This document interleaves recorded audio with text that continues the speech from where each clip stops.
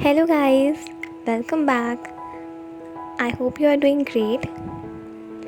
So today's video is a unique concept based video that I wish to share with you. We will learn how to make these interactive envelope elements. For this tutorial I have used all these supplies and a pattern paper which I will show you at the end.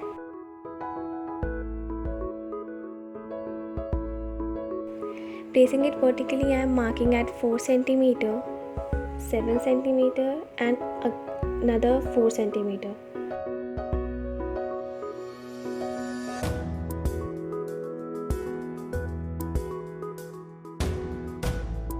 On top and bottom both sides. And horizontally at 5 cm 5 times on both the sides. Then I have joined the marks to form the line vertically and then cutting the extra part. Later I have joined the other marks on the horizontal framework as well.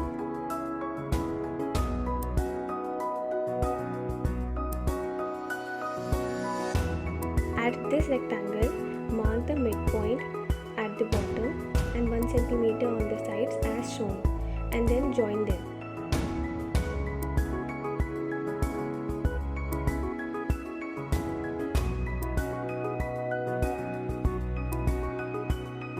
Cut the shaded region,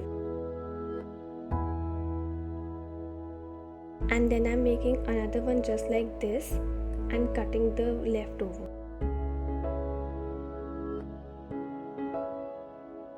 I have made a tutorial on different ways to make envelopes as well. Link will be in the description, you can check it out.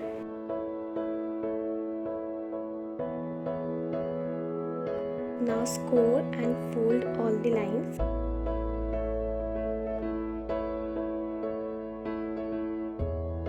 Make a zigzag pattern and form as in the video.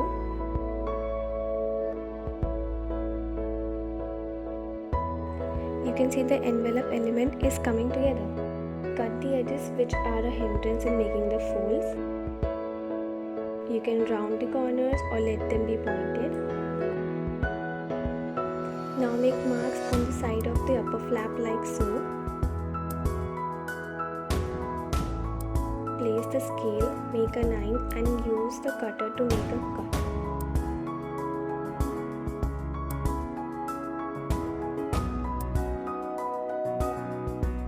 Erase the line made. Rough the edges from the cut made for easy sliding of the flap.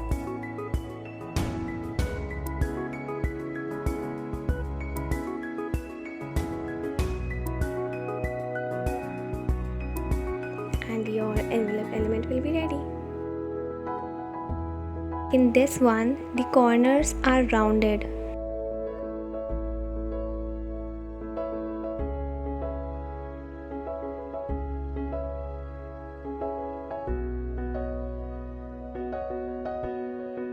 And in this one, the edge is sharp.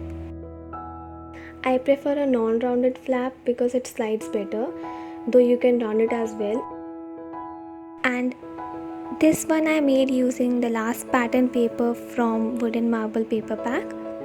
I took 6 by 12 inches paper, and in this one I didn't cut the bottom into a triangular shape. The box's length is 2.4 inches and 4 inches breadth. You can place your pictures, your messages and decorate as you like. It's totally up to you. I made these 3 with a little difference just for you to know that you can use your own creativity, be inspired and try changes according to you.